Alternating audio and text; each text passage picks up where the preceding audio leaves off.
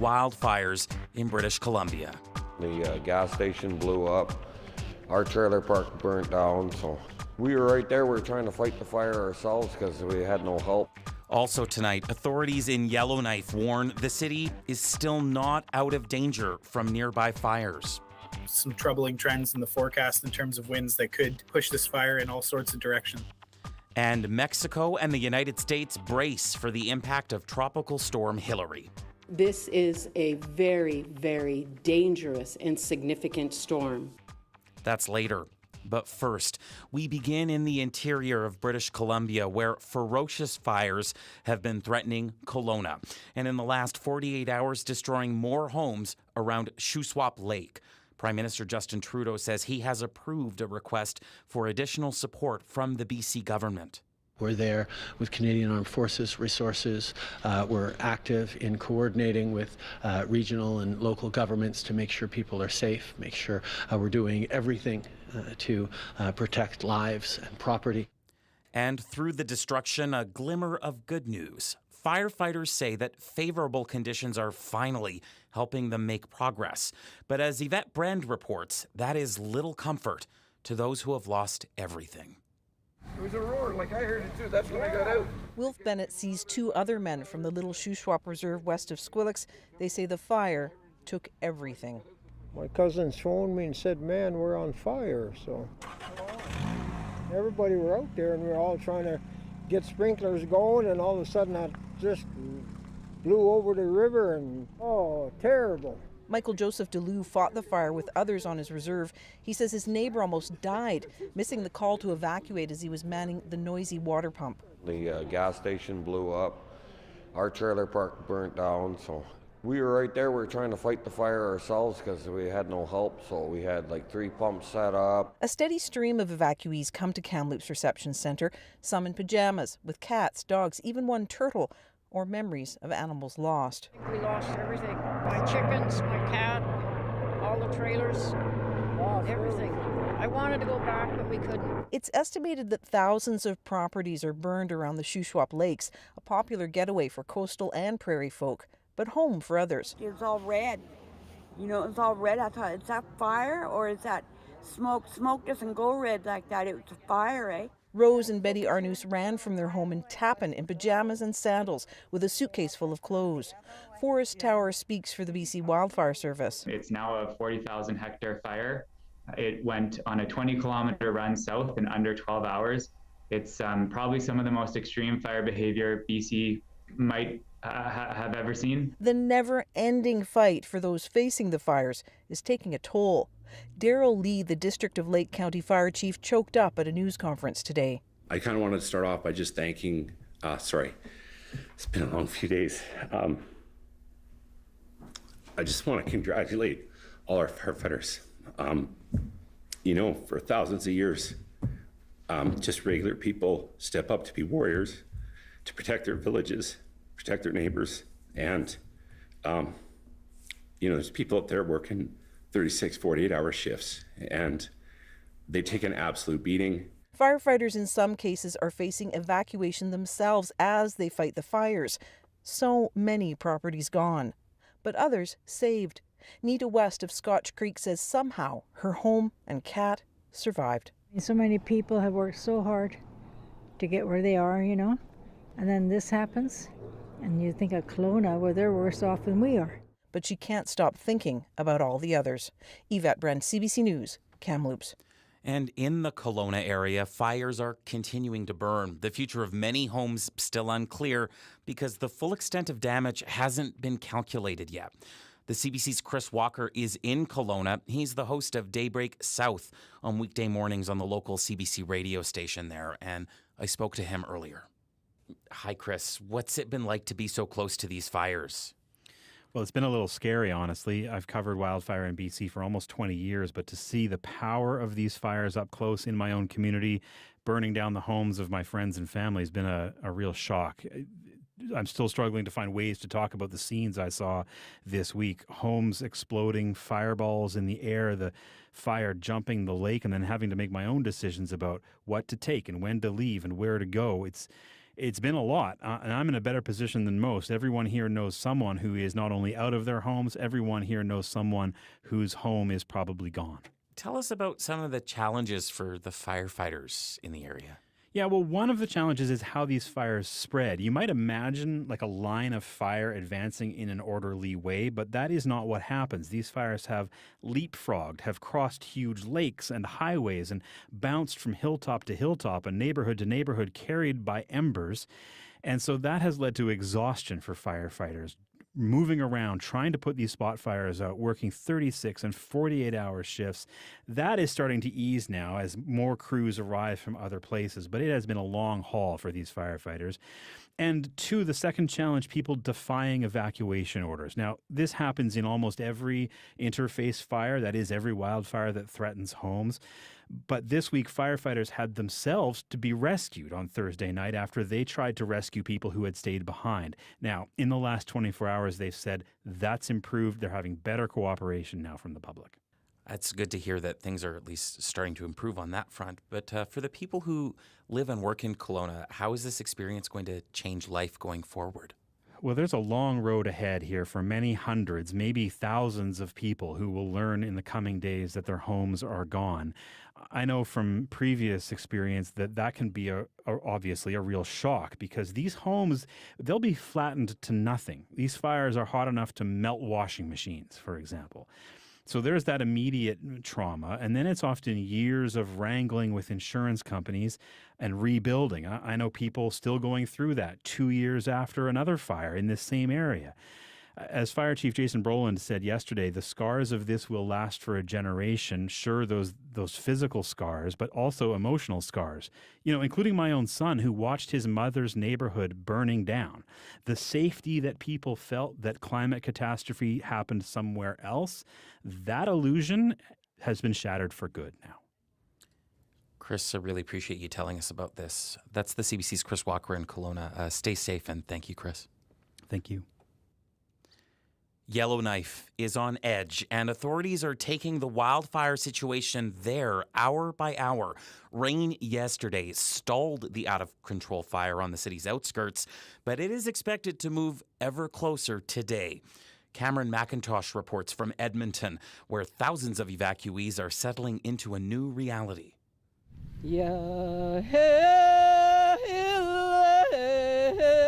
On the shore of a lake near Fort Providence, Northwest Territories, about 300 kilometers from Yellowknife, evacuee Besha Blondin sings in prayer. Hey, this song is for all living things, to keep making sure that this whole earth is in the right order. She's one of several evacuees to settle in a campground here. While near her home in Yellowknife, pumps feeding sprinklers drone on through vacant streets as firefighters aggressively try to contain a wildfire still about 15 kilometers northwest. Helicopters and planes bombing it with water while crews cut fire breaks around the city, holding it for now. Some troubling trends in the forecast in terms of winds that could push this fire in all sorts of directions. Still, Northwest Territories Fire Information Officer Mike Westwick says the fire could creep even closer. City is not safe. We strongly encourage folks who have not left to leave.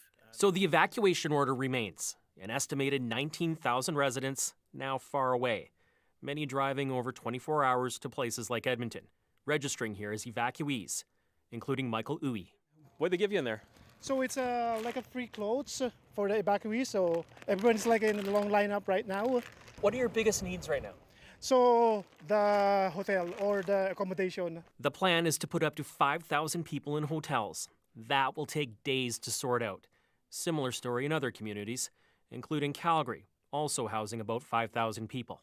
It is encouraging because this is what we do, right? Like, we're Alberta. I can't say enough good. Yellowknife City Councillor Steve Payne is grateful, but also warns this likely won't be quick. There's a lot of rumors going around. I've heard between 3 and 5 weeks. I've heard, we're hoping to get back next week, but who knows? That depends on a still out-of-control wildfire.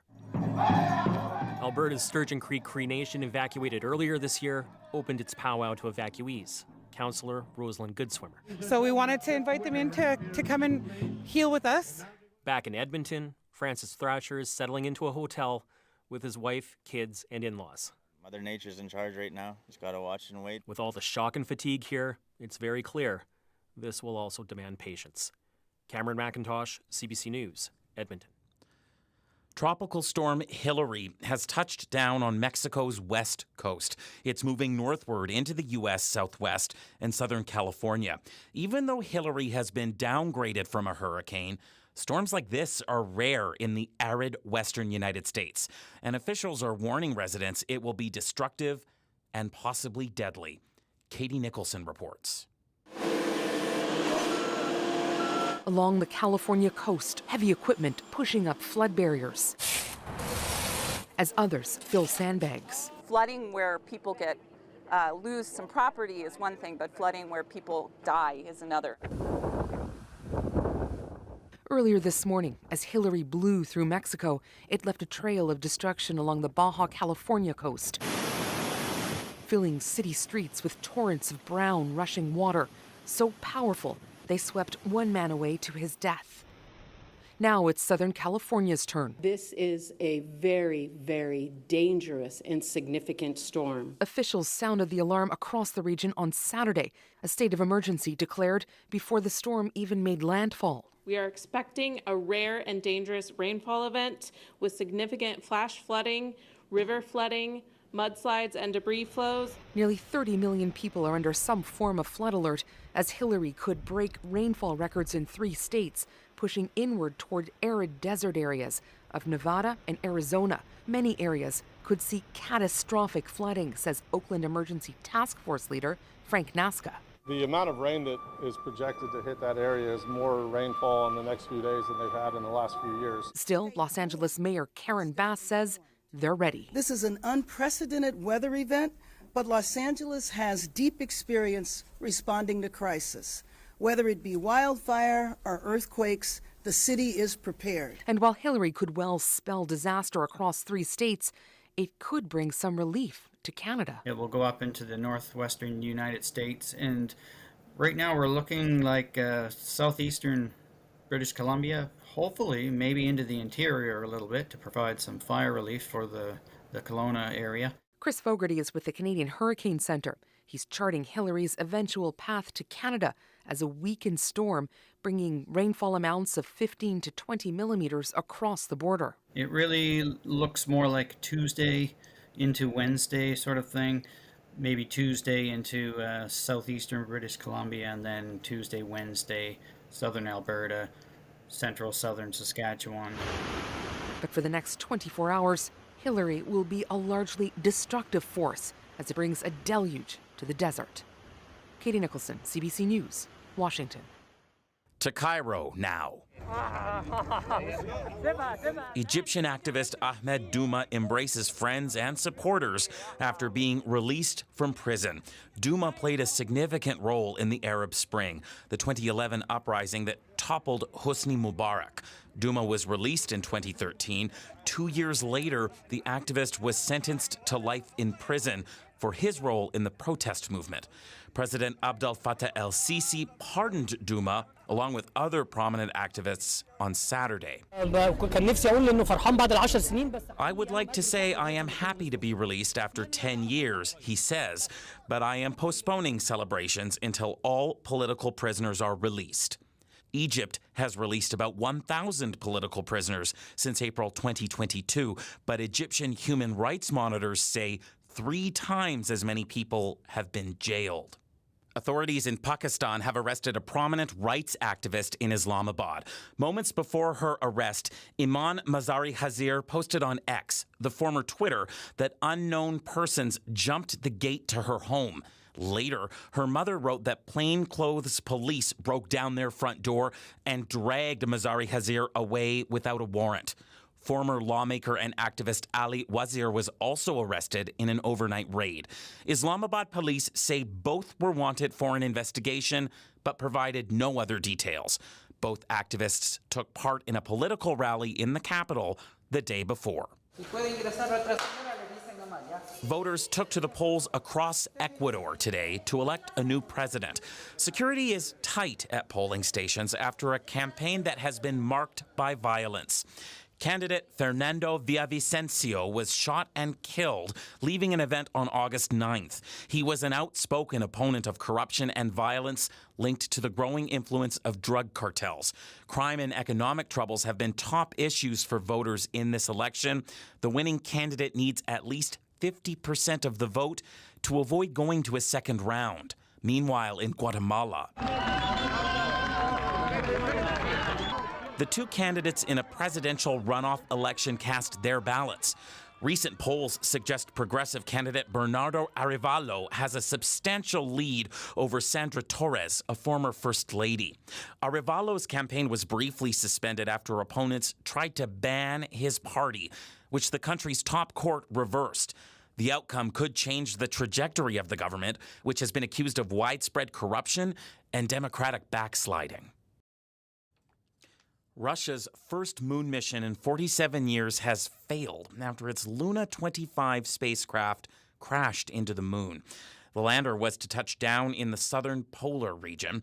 It's become an area of great interest to several countries because of the potential for water and precious minerals exploration. As Philip Lishanek tells us, Russia's latest loss is a sign of decline for a once mighty space program.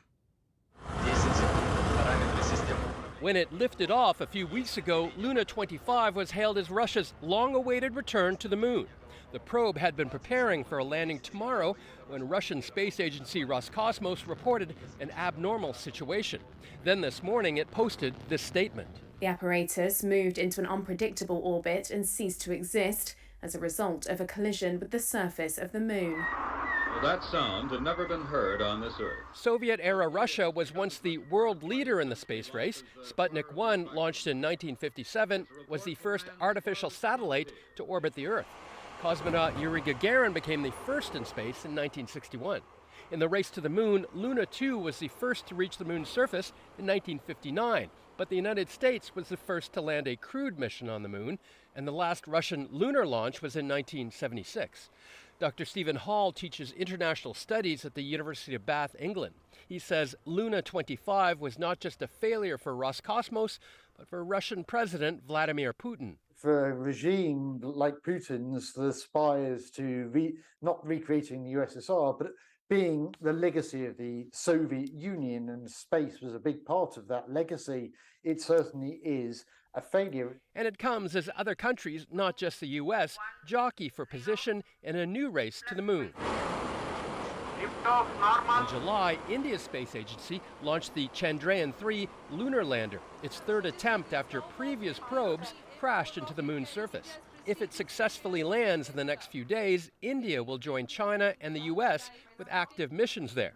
Hall says Russia has effectively conceded the race. I think they've accepted that India is going to land its probe on the moon, and Russia is going to be relegated to the fourth, if not the fifth or sixth space country, as it were. These spacefaring countries have set their sights on the southern polar region of the moon. It seems there's a lot of water present in this area. Julia Magnarini is a planetary geologist at the Natural History Museum in London. And water is incredibly important for future lunar mission, especially mission involving human settlement.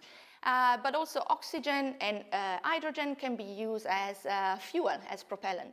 And liftoff of Artemis 1. NASA's Artemis program is planning to return astronauts to the moon within the next few years, with a long-term goal of establishing a permanent base.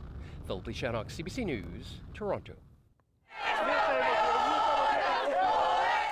Jubilation in Madrid as Spain wins the 2023 FIFA Women's World Cup. La Roja defeated England's Lionesses 1-0 in the championship match, a historic first for Spain's national side. It's a double win because we managed to be world champions, and at the same time, this will motivate a lot of young women to play soccer and other sports. While the Lionesses return to Blighty to lick their wounds, English fans say they are gutted by the loss, but they still have pride in their team. Obviously devastated not to win, but so proud of the girls. Their legacy will live on. They've done so much for women's football, and that's all that matters. For more on the World Cup final, I spoke earlier to Shireen Ahmed. She's a senior contributor to CBC Sports. Shireen, it was a historic win for Spain at the 2023 FIFA Women's World Cup. How did they do it? Well, I mean, other than playing this beautiful, type of football with tiki-taka, which means very quick passes in a short space, they used attacking prowess. They really manipulated and capitalized on the weaknesses of the Lionesses, the English team. It was a foresight and it was a growth throughout the tournament. Don't forget, this is a tournament that lasted over 30 days. And they really grew throughout the tournament. And I don't think anybody saw them emerging as champions, although we're certainly considered top contenders. So Spain won this tournament despite a revolt by members of the club against the head coach. What can you tell us about that? Well, I mean, it's a little more layered than that. So head coach Jorge Vilda has been coach for a number of years. And what happened was last year, there was actually a letter submitted from 15 players who were pretty, pivotal to the team. And they said that would be unavailable for international selection and duty because they really wanted to draw attention. And this letter was addressed to the Spanish Federation and the president of the Spanish Federation. And it was talking about a toxic environment that Vilda had created, one of control and one of things like not allowing the players to lock their rooms until he had checked in on them. And these are grown athletes. Like, this is sort of unheard of and unprecedented in normal, functioning sports society. And it was just, they were unhappy and they're pleased for any type of, intervention. Nothing happened of it. And so what ended up happening was the team was selected and it excluded three main players. And, as we move forward and we look at it, and we've seen videos from the pitch where the players are celebrating and he's on the periphery, Vilda's on the periphery, or there are assistant coaches interacting more with the players because the players are just like, he's here for symbolism and show, and he's really not required. And this is something that's really fascinating when it should be really truly talked about more in circles, is how the women themselves have emerged and done this in spite of him, not because of him. Okay, so the Women's World Cup here, the FIFA Women's World Cup, is being described by some as a game-changing moment for women's soccer. So going forward, what can we expect from the sport in the future? Well, when it's a changing moment in the history of women's sport, I think this is a really important thing to touch on. This is my third Women's World Cup and the first time I've actually been in a host country, and I'm going to include Canada in this as well. That this is the first time that I've witnessed the country be completely enthralled with what's happening. And maybe it was the timing or that particular society, and the Matildas, Australia, went on a beautiful journey as well. And, ended up in fourth place behind Sweden. But, everywhere you went, there was jerseys, there was broadcast numbers in record amounts. The Matildas were outselling the Socceroos. And the reason why that matters here is because who is co-hosting the tournament and their involvement and interest in it really reflects on the way the tournament rolls out. And that, we know that other countries are very interested in it. Like Australia itself was not only one. England as well was really interested, and their numbers are really high. I can't wait to see the final reports. But that's what it means, and it means that almost the projected ticket sales of over 1 million were just an understatement. The ticket sales and people who pass through the gates to watch these matches is closer to 2 million. That's unbelievable. It really is, when you think about what it means and how many people watched it and how many people traveled for it. And what this is, hopefully, is it's a global wave. I mean, the kids say it's a vibe. So women's soccer is truly a vibe. There is an energy pouring through, an electricity pouring through the world. And truthfully, I hope it resonates in Canada as well, because we certainly need it on this end. Thanks so much, Shireen. Appreciate it. Thanks for having me. You're listening to The World This Weekend on CBC Radio. I'm Anis Haydari.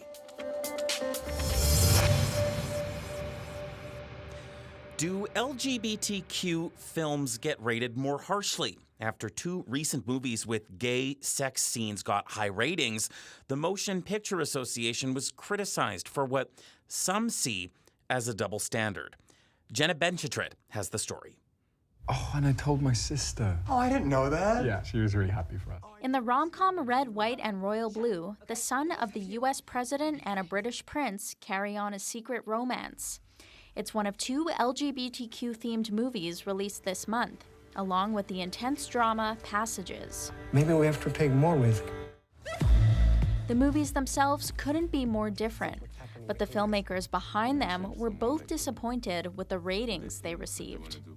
Red, White, and Royal Blue was rated R, and Passages was rated NC-17.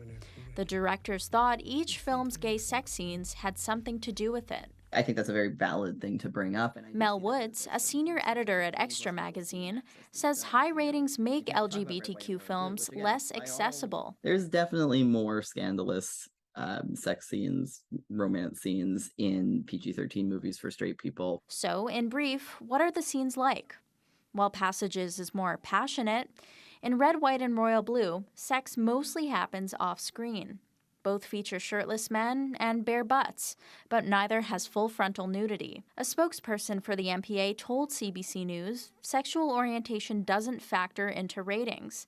But Tim Covell, a film classification expert in Halifax, said a double standard has been documented for decades. There is a long history of film classification agencies being more severe when rating queer content. Henry and June, Bent, and Blue is the Warmest Color were all rated NC-17, while director Kimberly Pierce said in a 2006 documentary that her Oscar-winning film Boys Don't Cry was rated more harshly for its LGBTQ sex than it was for violence against its transgender protagonist. So I shoot Brandon in the head, and I do all these things to him, and that's fundamentally okay, but there's a problem here, yes. Can somebody explain that? No. Is there anybody I can call? No. Film classification works differently in Canada, with ratings and guidelines differing between provinces. The MPA generally rates movies more harshly to avoid government intervention, according to Covell. The provinces, meanwhile, don't want to be accused of censorship, so they tend to be more lax. They're not necessarily going to crack down more severely on queer content because they know that that is unreasonable for queer communities. Filmmakers can appeal a rating with the MPA, as was done with Blue Valentine in 2009. The distributor behind Passages has opted to release the movie unrated. It won't be shown in as many movie theaters. And you can make an argument that it is harmful to children to protect them from queer content. Still, ratings might not matter as much in the age of streaming when kids and teens have movies at their fingertips and parents have a wealth of internet resources to steer their decision. Jenna Benchitrit, CBC News, Toronto. Earlier tonight, you heard the sounds of a powwow held on Alberta's Sturgeon Lake Cree Nation, east of Grand Prairie. It's a community that faced its own evacuation earlier this year, giving them a unique understanding of what many from the Northwest Territories are going through. And so on Saturday night, that community held this powwow for Indigenous people displaced from their homes, offering what organizers called a place to heal for anyone forced to leave due to the wildfires. It's part of what Eileen Lisk said she felt. She had to leave Detta in the Northwest Territories. I was passing through and I seen a flyer said powwow in Sturgeon Lake, so I came here. I needed something to lift me up because I'm worried about what's going on back north. That's why I'm here. I got lots of mixed emotions because I'm trying to keep myself together, but my mind's always back home. I'm worried about my home. I'm worried about my family members that are left behind. And at the same time, it's like I'm happy to be here and safe. I just want to say to Northerners that stay strong and be positive and just pray for rain to happen up north. And I'm grateful for Alberta for the way they've treated us coming down. Yeah, thank you and God bless the Northerners. We'll leave you tonight with the sounds of that powwow on the Sturgeon Lake Cree Nation. You've been listening to The World This Weekend. I'm Anis Haydari. Thanks for being with us, and good night.